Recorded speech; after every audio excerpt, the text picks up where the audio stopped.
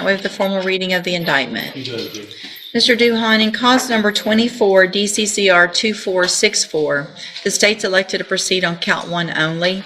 It alleges you... All right, pause for a second. This isn't just some minor charge we're talking about. Obstruction or retaliation is a third-degree felony in Texas, which carries a sentence of 2 to 10 years behind bars. And this guy, he's going straight for a guilty plea. No trial, no deal, just admitting it up front. That means things are about to move quickly. Keep your eyes on this one. Third-degree felony offense of obstruction or retaliation. And how do you plead to that charge? Guilty.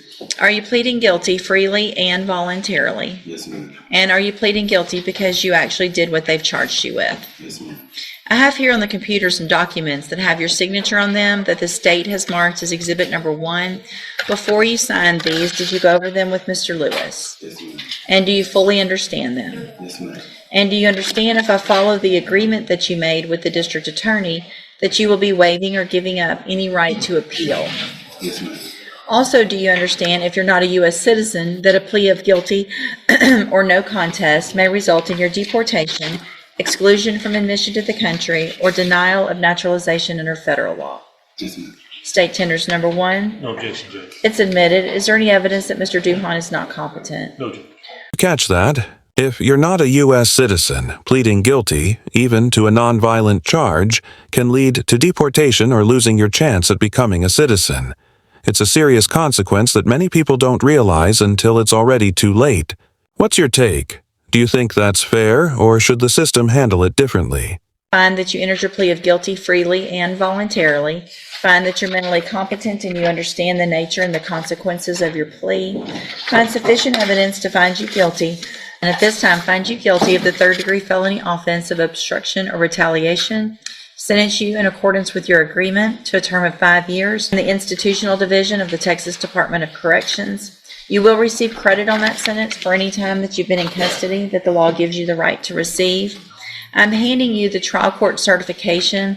That shows that this was an agreement that I followed, and so you have waived your right to appeal. I have also handed you a written admonishment regarding your ineligibility to possess a firearm or ammunition. Because of the judgment entered against you, you're ineligible under Texas law to possess a firearm or ammunition. Possession of a firearm or ammunition could lead to charges against you. Firearm is a legal term, and you should read the written admonishment I provide you to see what devices qualify as a firearm. If you have questions about the laws that make you ineligible to possess a firearm or ammunition, or about how long that lasts, you can talk to Mr. Lewis. All right? Good luck to you, sir. You can go back with the bailiff. Thank you, Mr. Lewis. Good morning. Good morning. You're Christopher Bushnell? Yes, ma'am. So, Mr. Bushnell, you were previously in court, entered pleas of guilty to the third-degree felony offense of evading arrest or detention with the use of a vehicle, and the second-degree felony offense of engaging in organized criminal activity. Those were for agreements of a 10-year probation deferred in each of those cases. I have received the pre-sentence report. Has everyone had an opportunity to review that report? Yes, Your Honor. Are there any additions or corrections to the report? Just that it may indicate that he doesn't take full responsibility, but after speaking with him, he does take full responsibility for his actions and involvement in both cases.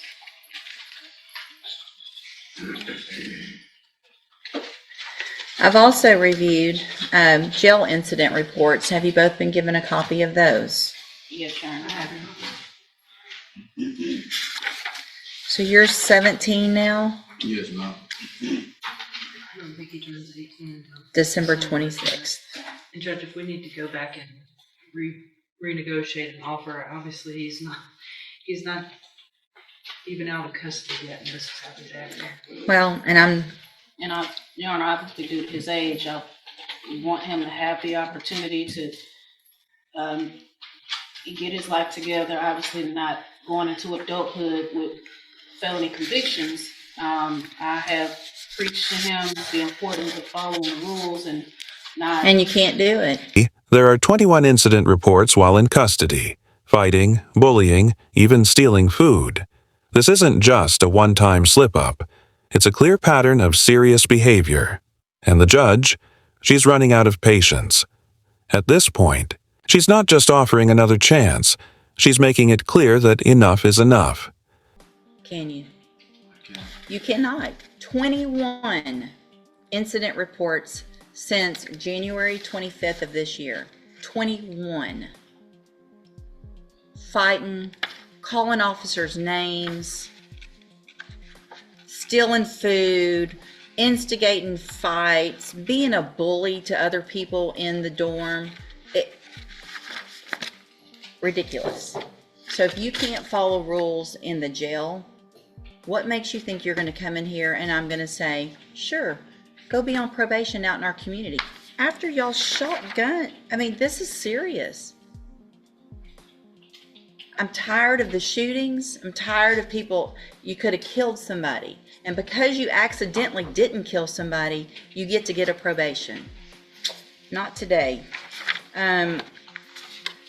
If I could send you to ISF, I would consider. Or, think about that, he was this close to getting probation for a shooting case, but his actions in custody destroyed that opportunity. The judge isn't sugarcoating it. If you can't follow the rules in jail, there's no way you're getting out early. Actions have consequences, and in this case, they speak louder than anything his lawyer could argue. The plea agreements, we will set the cases for a review in about 30 days. Let's see where we are, go over his options, y'all talk. If I can always do, upfront time, but we've got to get to a certain point where that would make sense. And so at this time, I'm just going to reset the cases. Again, I'm rejecting these plea agreements. And let me tell you, you get more of these, it's only going to get worse. I'm going to see them. A jury's probably going to see them a jury will see them if you go to trial.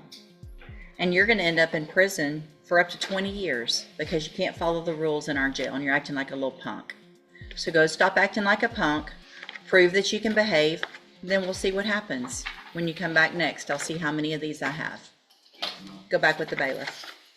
Mr. Blunt, you're on probation for an extremely serious offense. I could be sending you to prison today for a very long time for violating your probation. Sounds like probation's willing to work with you. You've done some positive things while you're on probation, which are good, that you are going to treatment. You've made a great deal of progress. Those are the things that I'm really concerned about, but they're not the only things I'm concerned about. You've got to follow all of the rules, not just some of them. You've got to get this drug deal kicked. If you don't, you're going to go to prison over drugs instead of really what you or the underlying offense is. Do you understand? Yes. We're going to give you the opportunity. We're going to give you treatment. You take advantage of it and change that part of your life. Great. If you don't, you're back in here and this is going to be zero tolerance. There's no messing up at this point. Yes. Do you understand? Yes. If the treatment that you're getting through JCDI is not enough, it's going to be up to you to be a grown-up and go to probation and say, I'm feeling tempted, I need more help. Nobody wants to go into custody for more help, but it's better to go in for 90 days than it is to go to prison for up to 20 years, right? Okay, so in cause number 15-21380, I'm going to find that you entered your pleas of true to counts. This case takes a different turn. The defendant is definitely in trouble, but the judge is giving him one final shot. He's being sent through two serious programs, one focused on better decision-making, the other on addiction recovery. But make no mistake, this is a last chance. One wrong move and he's headed straight to prison. No second do-overs. Find those counts true. Find sufficient evidence to find you guilty and revoke your probation, but I'm not going to do that. I'm going to follow the recommendation of the district attorney in probation and continue you on probation in order that you enter and successfully complete the cognitive track of the ISF program. And then when you're released, you will enter and successfully complete the JCDI program. These programs are doing two different things. The first one is to help you make better decisions. It's about thinking and making better decisions. The JCDI program is the drug intervention program to help you with what you need, hopefully, to stop using drugs. So you're going to have all the tools that you need to make these better decisions, and then it's going to be up to you. continue doing everything you're supposed to through your treatment and other things like that. It sounds like that hasn't been an issue. You're still on a deferred probation. You're still not convicted of this offense. If you're back in here again, in all likelihood, you will be convicted and you will be going to prison for a very long time. Do you understand? Yes, ma'am. All right. Good luck to you, sir. Thank you, Your Honor. Thank you, Your Honor. Good morning, sir. You're Lawrence Marks. And in cause number 24, DCCR 1763, Mr. Marks is charged with aggravated assault with a deadly weapon. And what is the announcement? Judge, I made a new offer to Ms. Praza today after discussing the case with her.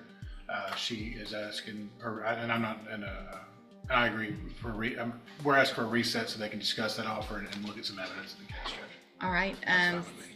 Okay, so I'll do one last reset. We will get an announcement, make sure, go over everything with Mr. Marks. Mr. Marks, when Ms. Praza comes to visit with you, she'll give you all your options, show you everything, and then we'll get an announcement at the next court date whether or not it's going to be a plea or a trial, okay? And what I'd stated was I would keep the new offer open for one more. Okay, court perfect. case, and then- Perfect. All right, thank you, sir. You can go back with the bailiff. Thank you, Judge.